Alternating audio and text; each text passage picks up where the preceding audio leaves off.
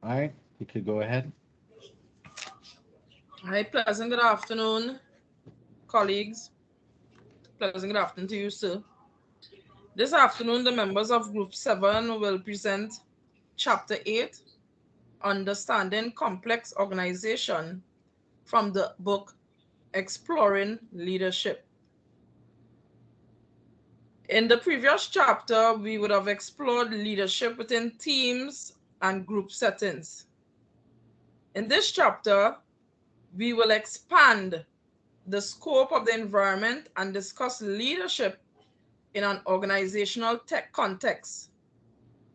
In this context, the importance of focusing on the 5 aspects of rational leadership model, this context, the importance is focusing on the 5 aspects of the rational leadership model: the purpose, the inclusivity, the empowerment, ethics, and progress becomes even more evident. All right. After this presentation, the student should be able to define and differentiate between organization and a group, understand complex organizations, understand complex systems in organization, understand the importance of the mission, vision, and core values of an organization, analyze and identify organizational structures, explain the concepts of organizational culture, identify change in organization, and analyze learning organizations. And finally, identify virtual organizations and the impact of technology on organizations. I will now read from the text a story pertaining to this topic. Consuelo and Martin are new elected leaders of a new multicultural student union. They both are second-year students who had a great deal of leadership experience in high school and in various community organizations. As they began to develop a plan for the coming months, Consuelo and Martin began to feel overwhelmed. The university was huge and their organization was new and small. So then the question arises, how do we get others excited about the mission of our new organization? How are we going to recruit new members? What do we want our meetings to be like? What other officers will we need to make this work? How are we going to make decisions and handle conflict that we know is going to emerge? They finally end the meeting with more questions than answers, but excited about the challenge ahead. I now move to the introduction, right? As we can acknowledge the basic of an understanding of the complex organization, both second-year students Consuelo and Martin, mentioned in chapter 8 of the text, had a great deal of leadership experience in high school and various community organizations. You, as a student, see and experience numerous organizations every day. You have undoubtedly visited some campuses, administrative offices, and had the frustrating experience of trying to work with a bureaucratic organization. Different types of students' government organization represent students' views and help protect students' rights. Students' programming boards work closely with administrative offices to provide educational, cultural, social, and recreational activities. Now, organizations of all kinds exist everywhere on and around campus and add to the quality of life for everyone. Leadership in organization is both prevalent and common in our everyday lives, both on and off campus. Learning to work successfully in organization gains you a skill set you will use throughout your life. Teachers work in schools, engineers and lawyers work in firms, social workers operate in human services agencies and interact with the legal system. We live in towns with governance processes, worship in religious institutions, and have surgery in hospitals. No matter your major, your encounter organizations on a regular basis. You encounter, right? Now we move on to the 5 aspects of rational leadership model. The 5 aspects of rational leadership model, you'll see the process, the empowerment, the inclusivity, the purpose, and the ethical. In schools, it all comes down to relationships, which is why the relational leadership model is so prevalent in education. The relational leadership model emphasizes the relationships among people when leading an organization. Relational leadership values inclusions, empowerment, purposefulness, ethical behaviors, and process orientation. We now take a look at a video on the relationship model.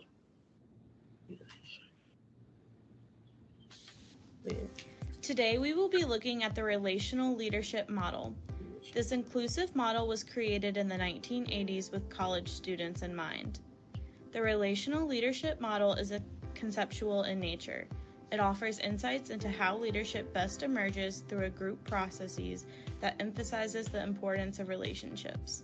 Its authors, Comaves, Lucas, McMahon, frame leadership as learnable and able to occur within and outside positional roles. Relational leadership requires a way of engaging with the world in which the leader holds themselves as always morally accountable to others. Now, let's dive deeper into this model. There are 5 aspects to this model that will make it easier to understand. The first aspect of this model is that it is purposeful. It commits to goals through collaborative approaches that identify common ground and a shared vision that can be clearly communicated to motivate collective action between members. Next, this model is inclusive. It engages the complexity of diverse perspectives, experiences, and social identities, and has the desire to expand equity, emphasize empathy, and involves external stakeholders.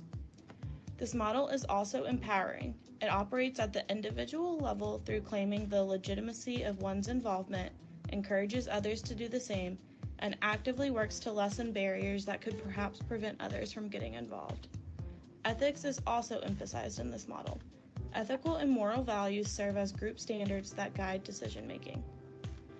Lastly, this model is process-oriented. It has processes for greeting the group, developing and maintaining cohesion, and acting collaboratively to achieve mission-driven goals. As a whole, all individuals are involved in the group leadership process. All 4 elements are accomplished by being process-oriented. This model calls for leaders to be knowledgeable, aware of themselves and others, and to act. So, how do we apply this concept?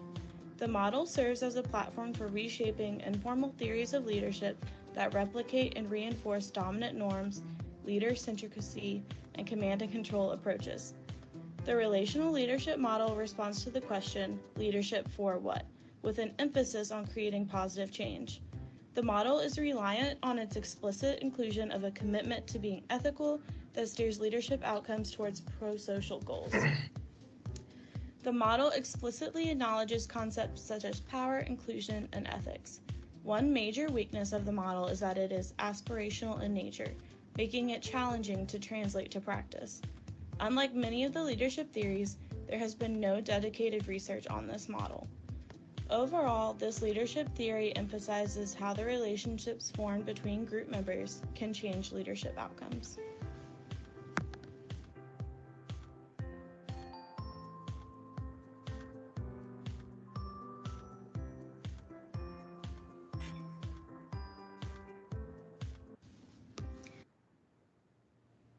Right. Groups and organizations. It can be difficult to differentiate between groups and organizations. Some of the differences are obvious, some are more subtle. One way to get a sense of the difference can be shown by answering the who, what, when, where, how, and why questions.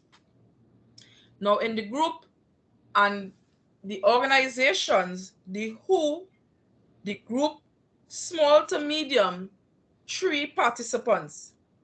The difference with the organization, it is larger, meaning from 20 plus participants.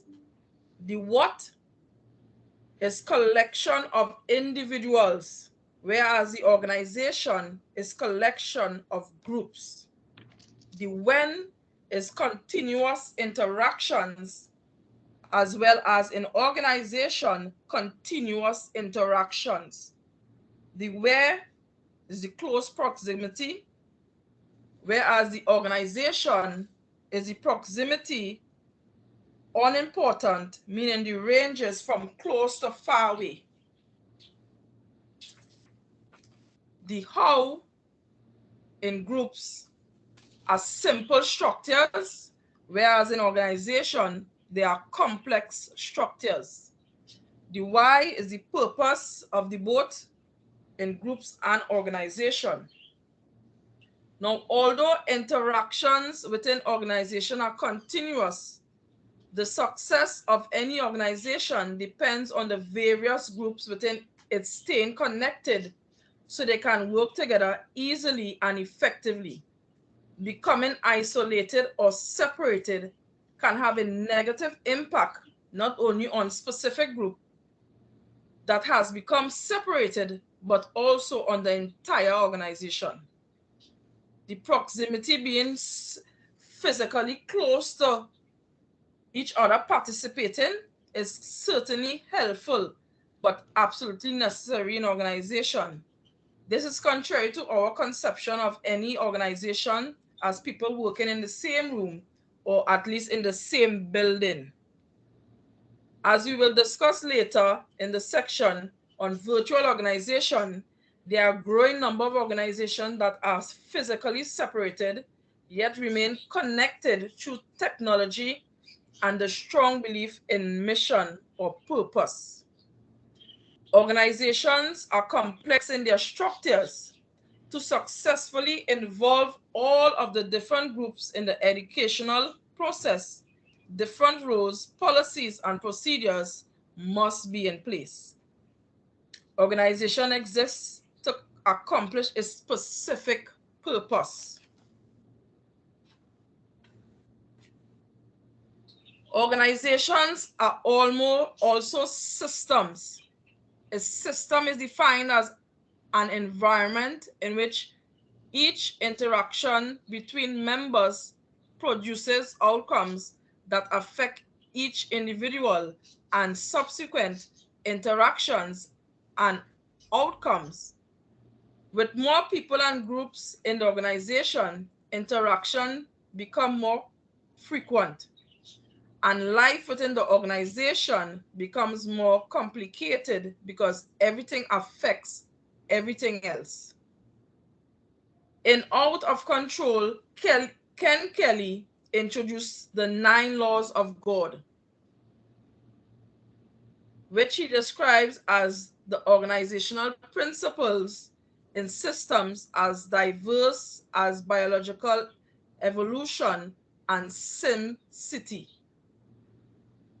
These laws also apply to organization as system. These qualities relate closely to the new paradigm material covered at the end of chapter 2, yet they also apply directly and indirectly to organizational light. We believe that these qualities really describe life both in and out the organizations and will become even more visible to us in the coming century. Look at Kelly's list of principles in Exhibit 8.2, which ones Which ones have you seen operated in your life or in your organization?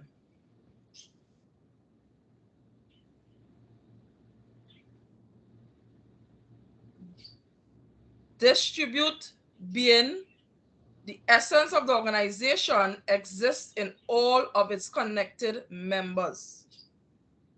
Control from the bottom up, empowerment members at all levels of the organization.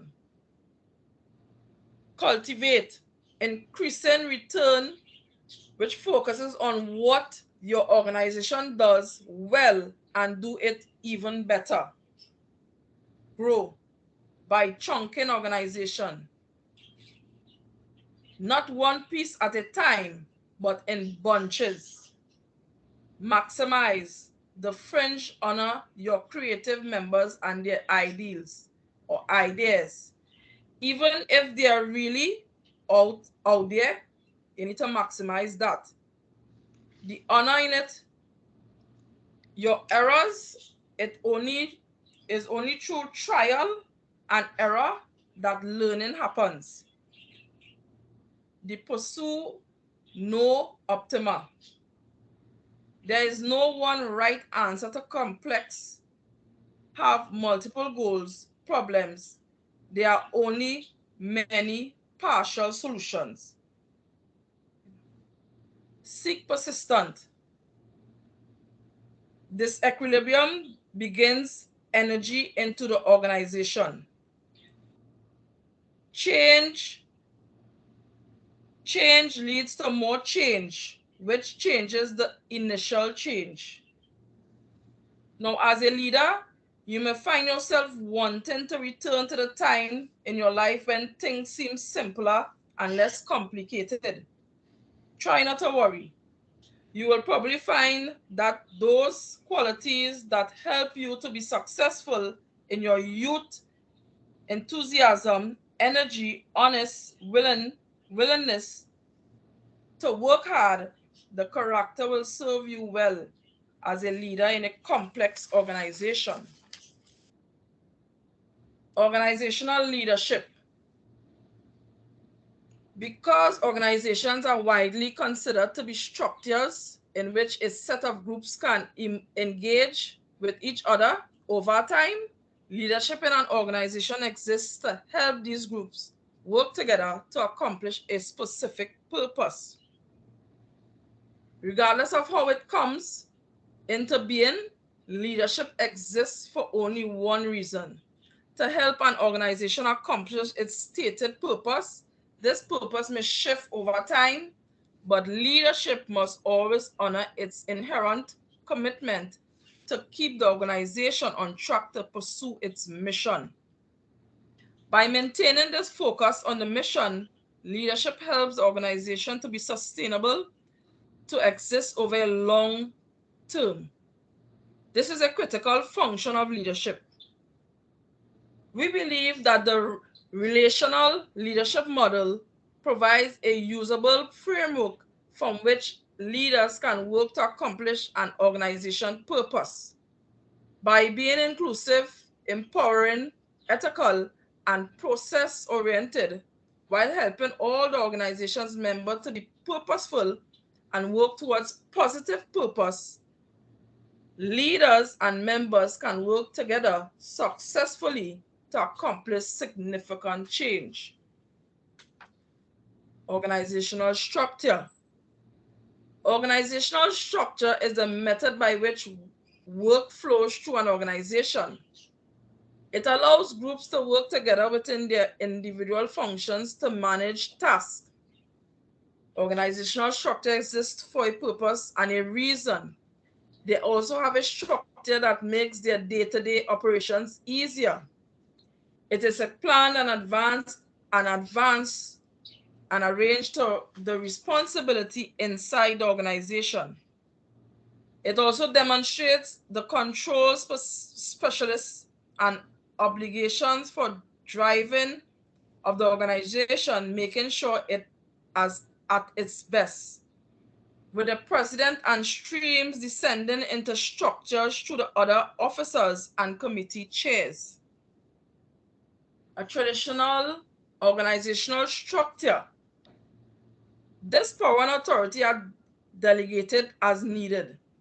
The rule of the game in the traditional structure organization, the members have little power, authority, or responsibility. They simply do as they are told and have little, if any, input into the decision-making process. But things are changing. Now there is a call for organization to be collaborative, compassionate, and empathic, rather than the old command and control functions. Leadership within these structures is being asked to connect people across the entire environment by involving the wants, needs, and talents of the organization's membership. Next. The inverted organizational structure. One new way of conceptualizing the organization purpose is that the traditional pyramid be flipped upside down so that the members are at the top and the president is at the bottom. This reconceptualization means that the work of the president is to support the efforts of the other officers and committee chairs so that they can better meet the needs and wishes of the members. This can be powerful. This can be a powerful exercise for an organization. Turn your organization pyramid upside down. How well does your leadership help the other members of the organization work towards achieving the purpose for which the organization exists? Who are your members and what are you as a leader doing to meet their wants and needs? How are you using the talent of your members? Yes.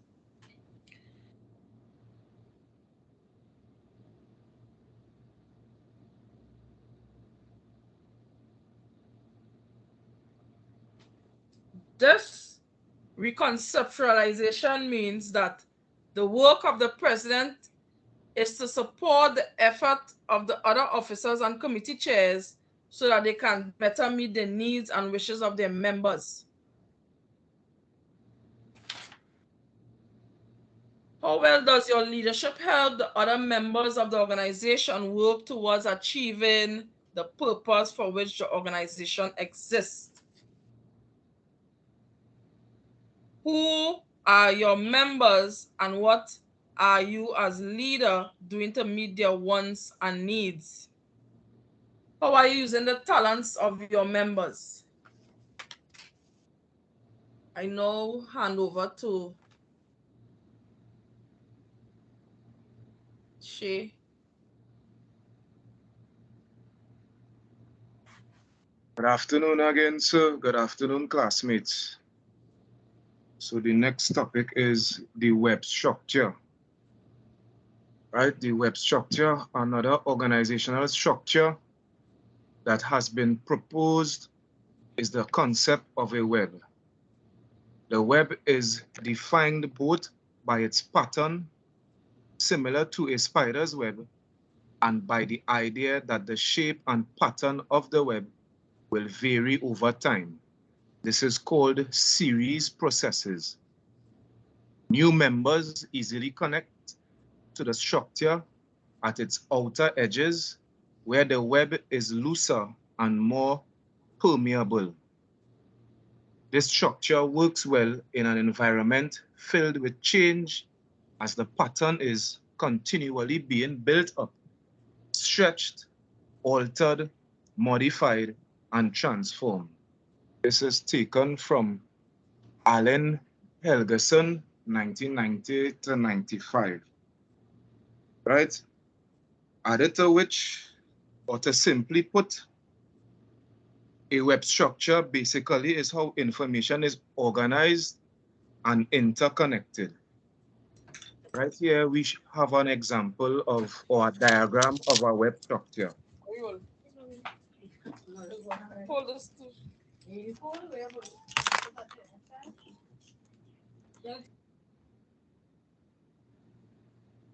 Right, so the purpose of our web structure. We believe that purpose of the web structure, as a structure organization, and the reason it exists is more important than its leadership and is the reason people become participants. The organizational structure is flat with no levels, which means the responsibilities are shared throughout the membership and decisions are often made by consensus and leadership roles are shared by all. This structure created to help the members achieve the purpose for which the organization was developed. Organizations also exist to connect people to each other. Adding to this, the structure is not the organization, right? The organization is the membership or the people who have come together for certain purposes. The structure was created to help the membership achieve the purposes for which the organization was developed.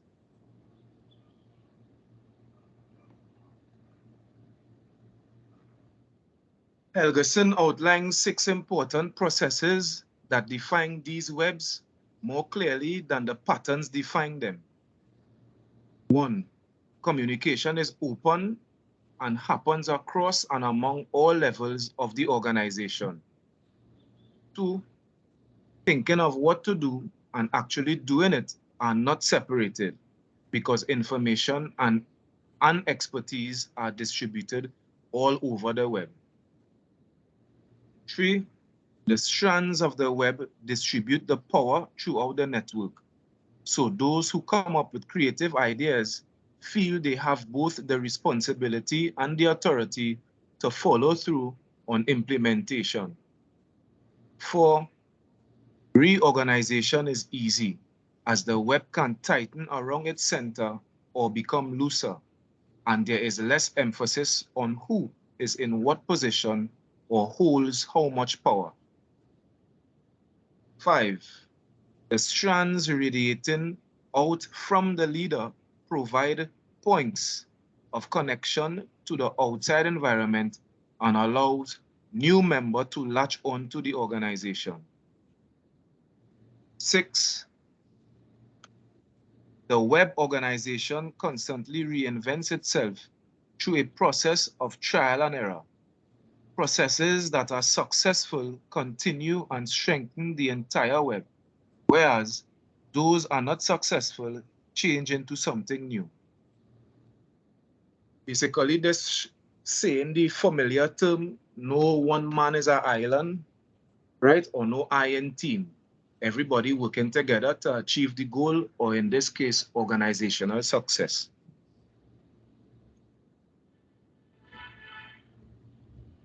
Moving on to mission, organizational mission, vision, and core values. The mission of an organization is its purpose. The mission statement must be written in clear, concise language and include input gathered from throughout the organization so that it reflects the personality of the organization. It should offer a compelling reason for the organization's existence. The contribution the organization makes to the campus, community, or world needs to be articulated in a way that is enticing to potential participants and motivational to those who have already joined the organization. The mission of our organization could be social, service-related, programmatic, political, or any combination, but the effectiveness of your organization will be determined by how well it moves towards its mission. That being said, or simply put, the mission can be defined as an action-based statement that declares the purpose of an organization and how they serve their customers. Right? Moving on to the vision.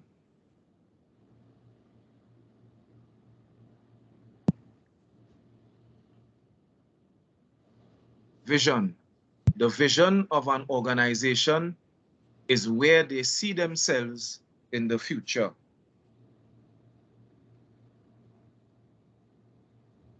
To accomplish said vision, it usually needs acceptance from all members of the organization. Meshing those together, this is an aspirational statement, which is the vision made by an organization that articulates what they would like to achieve, right? Core values.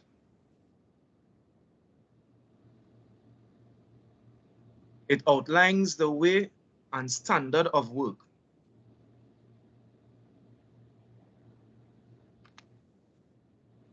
Core values are a set of fundamental beliefs, ideals, or practices that inform how you conduct your life, both personally and professionally. Core values answer the question, how do we, as organization members, agree to treat ourselves and others as we pursue our mission and vision? It helps shape and justifies and actions are taken to help in the achievement of the organization's mission and vision. Meshing this together, core values basically are the beliefs and purpose that you are truly committed to. You, meaning the members of the organization, from the leader to the employees.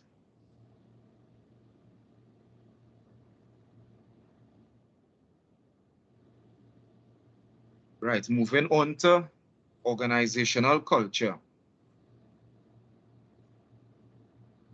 What is organizational culture?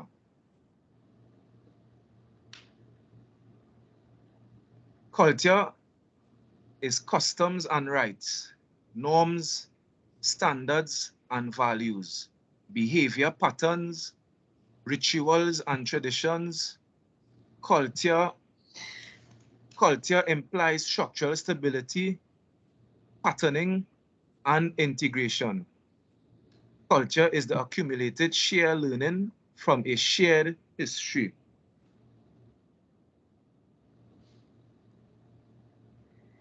Right, to putting these together or meshing it together, these are the collection of values, expectations, and practices that guide and the actions of all team members. Right? In Edgar Schein's view, organizational culture is defined by a pattern of shared basic assumptions that was learned by a group as it solved its problems of external adaptation and internal integration that has worked well enough to be considered valid and therefore to be taught to new members as the correct way to perceive, think, and feel in relation to those problems.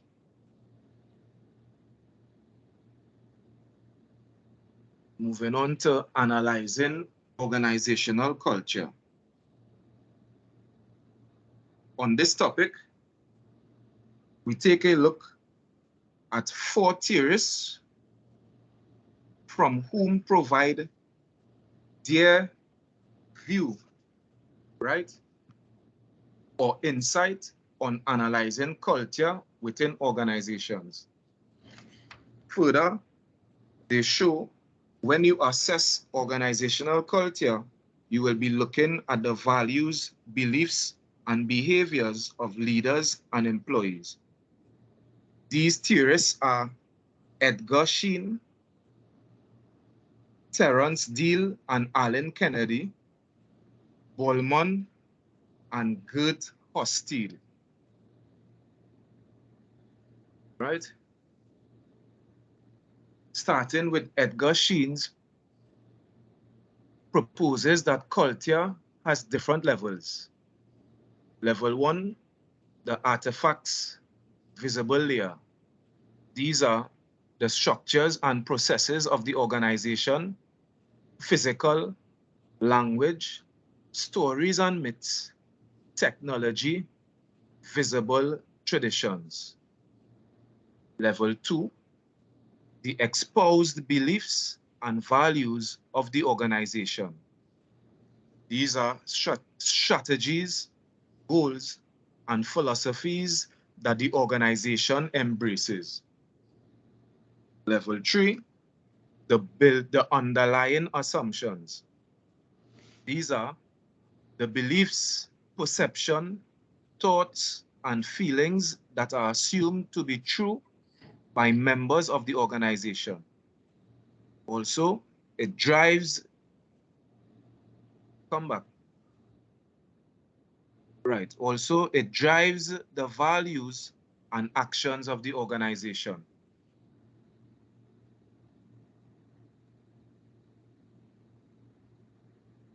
The other theorists, Terence Deal and Alan Kennedy, framework organizational cultures. These are values provide the core of the organization and guide the behavior of the member. Individual heroic set standards to motivate others. Rites and rituals provide guidelines on how to communicate and socialize. Work and play, recognition and rewards.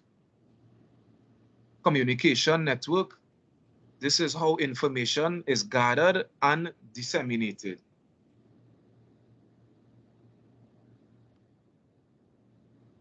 Third theorist, Ullman and Deal's 4 frames of organizations. These include structural frame. Structural frame focuses on formal processes like organizational charts, roles, and job descriptions. The human resource frame. This emphasizes on people in the organization and their feelings and emotions. Third, the political frame. The political frame operates from the perspective that there will always be a scarcity of resources. So organizations are inevitably in conflict with each other and must operate in ways such as forming coalitions that will enable them to gain more. Fourth, the symbolic frame. This focuses on the ceremonies, stories, and heroes that help define the organization and reveal or reflect its values. I now hand you over to my counterpart to continue on analyzing organizational culture, Mr. Motley. Good afternoon, sir. Good afternoon, class members. So, Husfeed organizational dimensions.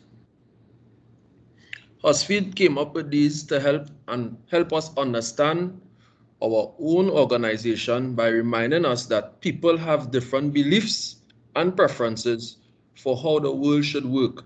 He came up with this while employed at IBM during the 60s and the 70s. Power Distance Index refers to the relationship between authority and subordinates, understanding that varying power or authority with individuals. Individualism, being independent and self-reliant. Masculinity, differentiating gender roles. Example, men. Men supposed to be assertive, tough, etc., while women are supposed to be modest and tender. Uncertainty Avoidance Index, describe the extent to which members of society sees issue in rigid black and white terms, that thus the degree to which they are disturbed by change and uncertainty. Long-term orientation, consists of interconnected thread running through the past, present, and future, and most of all, emphasizes on preparation for the future. Organizational networks. Networks in organization can be defined as where different people or groups of people, both from within and outside of the organization, work together based on a common purpose. Networks are important because they bring together a wide range of individuals. They may address a specific issue at one time or ongoing concerns. Networks must have an agreement on their purpose, creating links amongst members and make sure that multiple leaders exist within the networks. I could give an example of this based on, like in our country, presently, the police service or all protective agencies work together with one common goal in terms of to curb crime, and that's been an ongoing process for quite some time. Life cycle of organizations. Organizations process through life cycles just as humans do. We believe that a critical point in the success of any organization is its ability to adapt to change, changing condition, changing membership, and changing leadership. This ability to adapt enables the organization to renew itself and maintain its vibrancy. When organizations are young, they are more flexible and motivated. When organizations mature, this flexibility lessens. Leadership must identify, recruit, prepare, and mentor the future leaders of the organization. The organization life cycle theoretically model based on changing organizations' experience as they grow and mature. Organizational transformation, multicultural organizational development. This process transformation needs the full participation of all members and commitment to the end all form of social oppression. It promotes diversity and social justice. As a leader, it can be challenging working with others who have strong held views that differs from yours, but it is necessary in making your organization a better place. This is a process of transformation and change the existing corporate culture to achieve a competitive advantage or addressing a significant challenge. Learning organization. Organizations that have the capacity to grow, change, and develop in order to adapt to challenges. Learning organization enables it to continuously recreate itself as it faces new challenges. Peter Singe's conceptualization of learning organization. Personal mastery. Personal mastery, working purposefully towards a vision or a goal. Individuals doing the best possible job.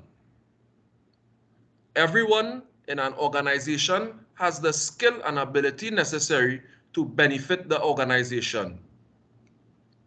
When members are empowered to use their skill, the organization benefits. Mental model. explanation of someone's thought process about how something works, the assumption that people make about the various aspects of the world. The employees must identify the value of the company and what it is all about. The organization has to be flexible in accepting changes to new mental models. The most successful companies are those who learn and adapt to new models. Shared vision. All members will have a common picture of the vision of the organization. The mission, vision, and purpose of an organization must be shared by all members. Team learning. Together, everyone achieves the mission. This is where personal mastery and shared vision are brought together, working and learning together as a team. Leaders engage in dialogues with team members, creating a safe environment where honest mistakes are understood. System thinking, a holistic approach to analyzing. This reflects the observational process of an entire system to understand that every action and consequences is correlated with another. Shared responsibility, working towards a solution rather than blaming someone.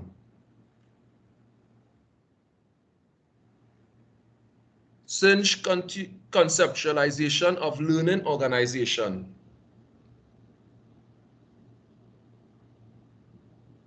This diagram here shows us the breakdown of the model, personal mastery, individual committed to process of learning and developing, team learning, shared knowledge within a team so all members become more knowledgeable, mental model, changing values and think pattern over time to better adapt. Shared vision, a strong common vision and belief in the organization. System thinking, independence among people and processes working together as a whole team. This describes how competitive organizations are also interconnected with everyone. A change in one area can cause changes and ripple effects in other areas. Virtuality and the impact of technology. Understanding how technology impacted organizations. Charles Handy defines virtual organizations as organizations that do not need to have all the people or sometimes any of the people in one place in order to deliver their service. The organization still exists, but at network and not an office. Zegers notes that we should think in terms of virtuality as a continuum. The more the team is separated in terms of geographic, time, culture, or organization, the more virtual it is. Leadership within these virtual environments is described at its core. Leadership is about the development of relationships, whether connected via information technology or not. Leaders have to build relationships in order to lead effectively. Your organization may already seem a lot like a virtual organization with members coming and going at all hours of the day or night and spending very little time together in the same place. You may already be involved. Other example of virtual organization on your campus. Given that face-to-face meeting cannot occur normally at Costa again, the use of Google, Zoom, and text messaging have created a way to never meet in person but still get the job done. The impact of all this technology cannot be overstated. The use of this technology is a major change in the shift of thinking. We now have the ability to communicate and share information with anyone, anytime, anywhere. Major changes and future trends. This will develop and allow organizations to have long-term and long-lasting effects on changes. Leaders and followers have more access to information and each other. Leadership is migrating to lower organizational level. Leadership creates and exists in networks. New paradigm leadership in conventional paradigm culture. In the new leadership paradigm, leaders are motivated by improving the well-being of the people and communities in ways that have value. Shared knowledge. This is the exchange of knowledge among individuals. Accepting responsibility. Good or bad, agree that you are to be blamed. Innovation, a new idea, method, device, etc., the introduction of something new. Exploring, don't be afraid to try. Go through unfamiliar areas in order to learn about it. According to Allen, continue to develop your own leadership library.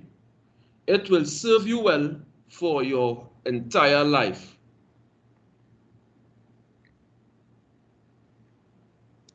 In this chapter, we have discussed complex organizations. We have discussed why organizations exist and how they are structured.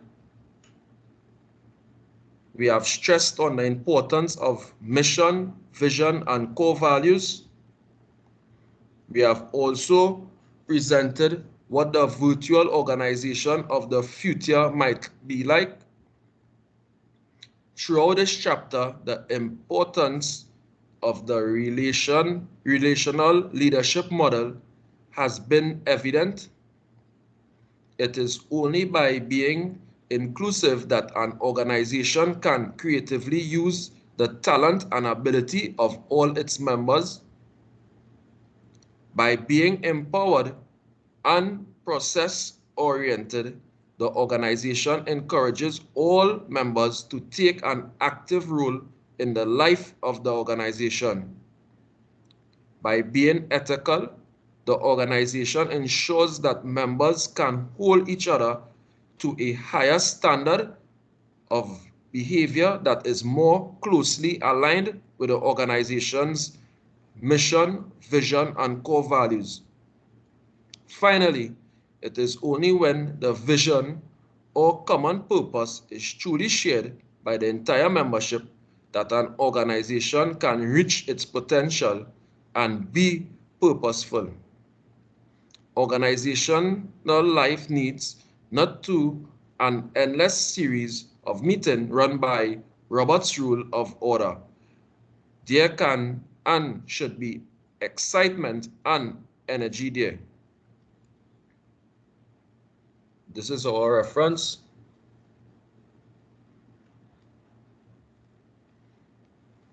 Are there any questions?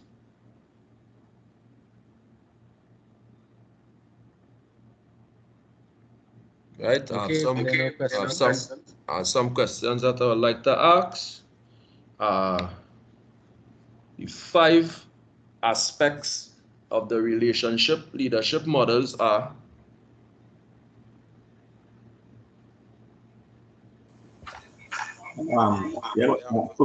purposeful, inclusive, empowering, ethical, and process oriented. That's it, Anton. No problem, buddy. The traditional organizational structure from top to bottom. Yeah, Mark, All it right, only the Mark. president. Right. Yeah, Mark, it only the president and officers or committee, and then the participants or members. Okay, thanks very much. On behalf of Group 7, we'd like to thank everyone for their participation, time, and attention. Thank you. Sir?